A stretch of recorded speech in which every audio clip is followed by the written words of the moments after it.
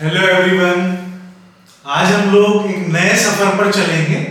आज हम डिस्कस करेंगे reactivity order of alkyl halide. जब आप अल्काइल हैलाइड की रिएक्शंस पढ़ते हैं, अल्काइल हैलाइड मेनली दो टाइप की रिएक्शन शो करते हैं। एक तो न्यूक्लियोफिलिक सब्स्टिट्यूशन, दूसरा एलिमिनेशन रिएक्शन। आपने SN1, SN2, E1, E2 ये सारे मैकेनिज्म पढ़े होंगे। हर टॉपिक में रिक्वायरमेंट होती है अल्काइल हैलाइड के रिएक्टिविटी ऑर्डर की। सबसे पहले देखिए reactivity order of alkyl halide में, यदि अल्काइल ग्रुप सेम है और हैलोजन एटम डिफरेंट है तो रिएक्टिविटी ऑर्डर क्या होगा? रिएक्टिविटी ऑर्डर मतलब सबसे इजीली हैलोजन एटम किस में एलिमिनेट होगा, बता सकता है कोई? तो देखिए अल्काइल ग्रुप सेम है, हैलोजन एटम डिफरेंट है। जैसे जैसे हैलोजन एटम का साइज बढ़ेगा, कार्बन हैलोजन बॉन्ड वीक होता जाएगा, बॉन्ड एनर्जी कम होगी, बॉन्ड लेंथ बढ़ेगी। तो अल्काइल फ्लोराइड से ज्यादा रिएक्टिव होगा अल्काइल क्लोराइड, उससे ज्यादा रिएक्टिव अल्काइल ब्रोमाइड, और मोस्ट रिएक्टिव होता है अल्काइल आयोडाइड। वो कोई सा भी मैकेनिज्म हो, SN1 हो, SN2 हो, E1 हो, E2 हो।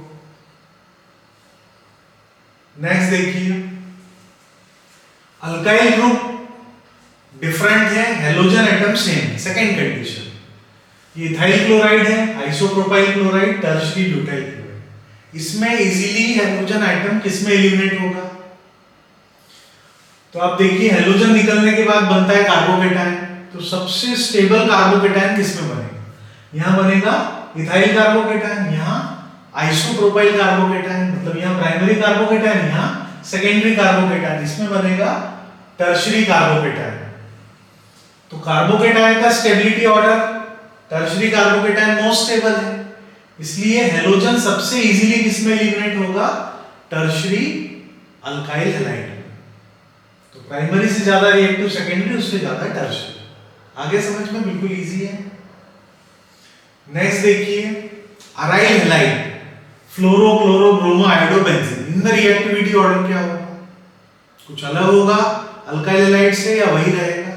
तो ऑर्डर सेम होगा। देखिए यहां अलग कॉन्सेप्ट है।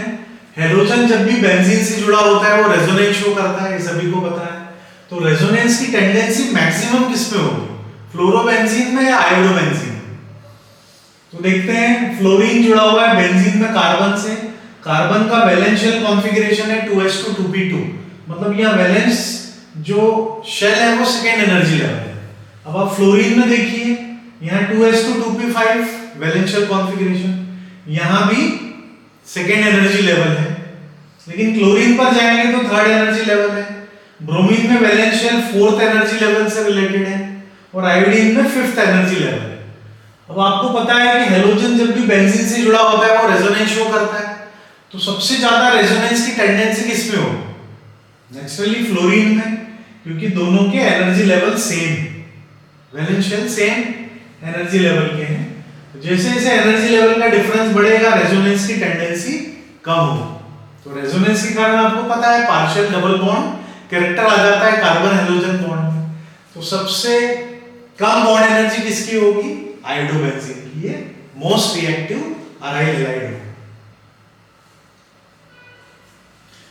अब हैलाइड की बात करें तो तीन टाइप के हैलाइड होते हैं। आयोनिक हैलाइड, एक होता है लेबाइल हैलाइड, और थर्ड है इनर्ट हैलाइड।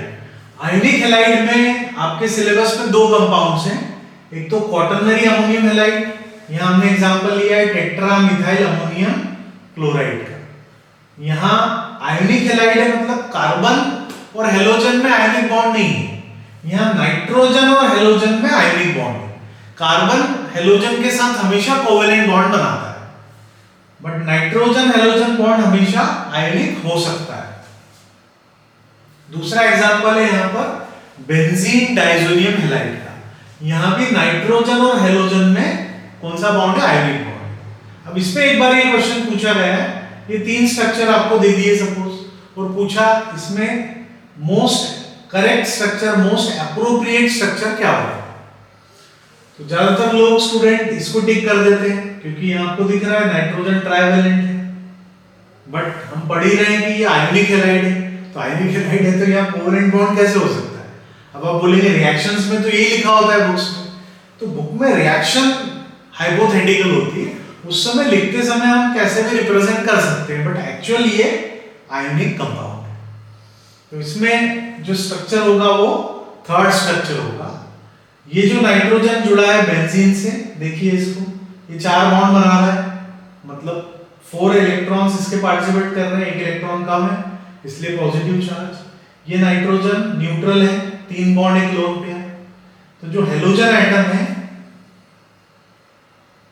वो अटैच होगा इस नाइट्रोजन से जो बेंजीन से अटैच है। इस पे पॉजिटिव चार्ज 1 इलेक्ट्रॉन कम है, उससे जुड़ा आपका हैलाइड नेगेटिव। ठीक है, ये करेक्ट स्ट्रक्चर है बेंजीन डाइज़ोनियम हैलाइड का। उसके बाद देखिए लेबाइल हैलाइड में 3 हैलाइड आपके सिलेबस में, बेंजाइल हैलाइड, हैलोजन कोई भी हो सकता है, fluorine, chlorine, bromine, iodine. Benzyl halide ये लेबाइल हैलाइड है, अलाइल हैलाइड ये भी लेबाइल हैलाइड है, अल्काइल हैलाइड ये भी लेबाइल हैलाइड है। लेबाइल मींस जो इजीली हैलोजन एटम डोनेट कर सकता है, इजीली हैलोजन जिसमें आप रिप्लेस कर सकते हैं। इनर्ट हैलाइड में 2 हैलाइड आ जाते हैं, विनाइल हैलाइड और अराइल हैलाइड।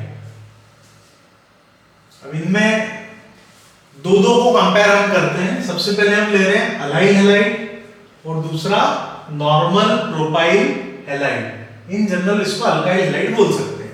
तो कोई भी अलाइल हैलाइड और अल्काइल हैलाइड में कंपैरिजन हम कर सकते हैं। बताइए ज्यादा रिएक्टिव कौन है, इजीली कौन रिएक्ट करेगा? तो देखिए दोनों में कार्बन हैलोजन में सिंगल बॉन्ड है। ये सिंगल बॉन्ड ब्रेक होने के बाद Cl नेगेटिव निकलने के बाद यहां बनेगा अलाइल कार्बोकेटायन, यहां पर बनेगा normal propyl carbocation. Allyl carbocation में कॉन्जुगेटेड सिस्टम है, double bond, single bond, positive charge, तो ये रेजोनेंस शो करेगा। कॉन्जुगेटेड सिस्टम है, रेजोनेंस होगा। यहां पर रेजोनेंस है क्या प्रोपाइल कार्बोकेटायन? नहीं है। तो फिर यहां पे क्या है, स्टेबलाइज कैसे होगा? तो यहां स्टेबिलिटी होगी या तो इंडक्टिव इफेक्ट के कारण या फिर हाइपर कॉन्जुगेशन के कारण। और आपको पता है हाइपर कॉन्जुगेशन हो या इंडक्टिव इफेक्ट हो, उससे डोमिनेटिंग होता है आपका रेजोनेंस इफेक्ट। तो इसलिए allyl carbocation is more stable then alkyl carbocation. तो ज्यादा रिएक्टिव कौन होगा? अलाइल हैलाइड ज्यादा रिएक्टिव होगा, क्योंकि हेलोजन निकलने के बाद इसमें जो कार्बोकेटायन बन रहा है वो अल्काइल के कंपैरिजन में ज्यादा स्टेबल है। ठीक है, नेक्स्ट पेयर देखिए, अलाइल हैलाइड और बेंजाइल हैलाइड। अब बताइए इन दोनों में ज्यादा रिएक्टिव हैलाइड कौन सा है, अलाइल या बेंजाइल? तो यहां बेंजाइल हैलाइड मोर रिएक्टिव है। क्यों है मोर रिएक्टिव? देखिए अलाइल हैलाइड में वही हैलोजन निकलने के बाद बन रहा है अलाइल कार्बोकेटायन, ये रेजोनेंस से स्टेबलाइज हो रहा है। इसी टाइप से बेंजाइल क्लोराइड में हैलोजन निकलने के बाद बनेगा बेंजाइल कार्बोकेटायन, ये भी रेजोनेंस से स्टेबलाइज हो जाएगा। अब यहाँ बेंजीन नहीं है, बेंजीन कंप्लीटली कॉन्जुगेटेड सिस्टम है, 3 अल्टरनेट डबल बॉन्ड है। यहाँ पर एक ही डबल बॉन्ड है इसलिए एक रेजोनेटिंग स्ट्रक्चर, यहाँ 3 डबल बॉन्ड है इसलिए 3 रेजोनेटिंग स्ट्रक्चर। तो रेजोनेंस दोनों में है, तो फिर हम क्या देखेंगे? यदि दोनों रेजोनेंस शो कर रहे हैं तो क्या देखेंगे? Naturally number of resonating structures. यहाँ टोटल 2 रेजोनेटिंग स्ट्रक्चर्स हैं, यहाँ 4 रेजोनेटिंग स्ट्रक्चर्स हैं। तो जिसमें ज्यादा रेजोनेटिंग स्ट्रक्चर्स होंगे वो स्पीशीज ज्यादा स्टेबल होगी। It means benzyl carbocation is more stable then allyl carbocation. तो ज्यादा रिएक्टिव कौन होगा? Benzyl halide. वो ज्यादा रिएक्टिव होगा अलाइल हैलाइड से। आया समझ में? नेक्स्ट देखते हैं विनाइल हैलाइड और अल्काइल हैलाइड में कंपैरिजन। विनाइल हैलाइड और अल्काइल में हमने इथाइल, दोनों में क्लोरीन ले लिया है, क्लोराइड है दोनों। बताइए ज्यादा रिएक्टिव कौन है?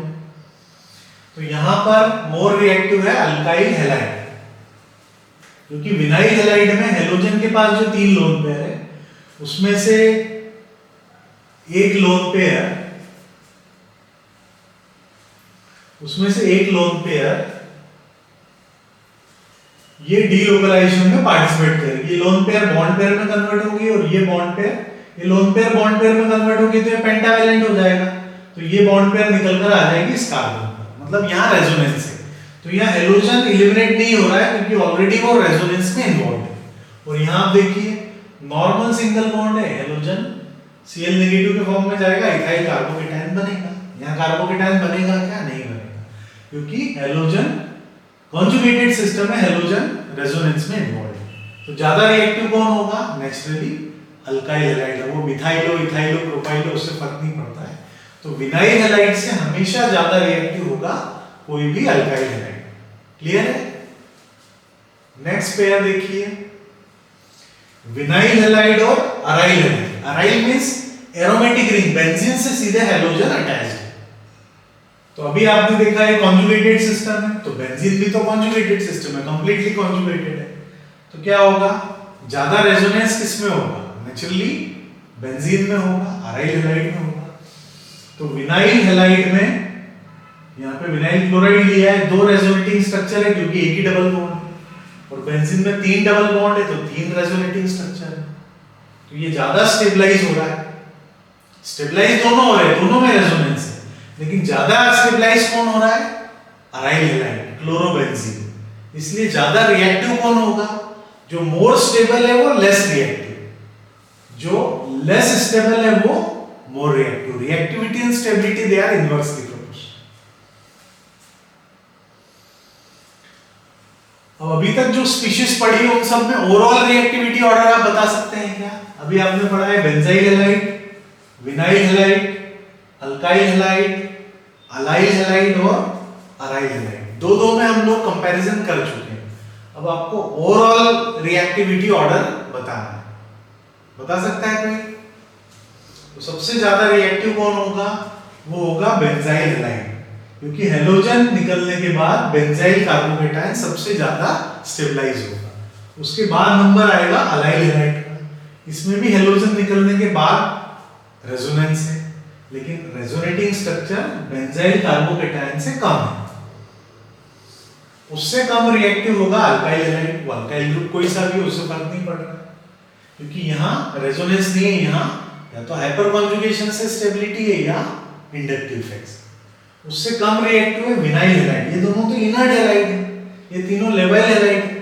तो इनर्ट हैलाइड वैसे भी लेवाइल हैलाइड से कम रिएक्टिव होंगे। और लीस्ट रिएक्टिव हैलाइड कौन होगा? वो होगा अराइल हैलाइड, क्योंकि हेलोजन यहाँ सीधे रेजोनेंस में इन्वॉल्व है। रेजोनेंस दोनों में है, लेकिन इसमें ज्यादा रेजोनेंस है। तो रिएक्टिविटी ऑर्डर बेंजाइल हैलाइड, उससे कम अलाइल हैलाइड, फिर अल्काइल हैलाइड, फिर विनाइल हैलाइड, फिर अराइल हैलाइड। समझ में आया सभी को? बिल्कुल इजी है।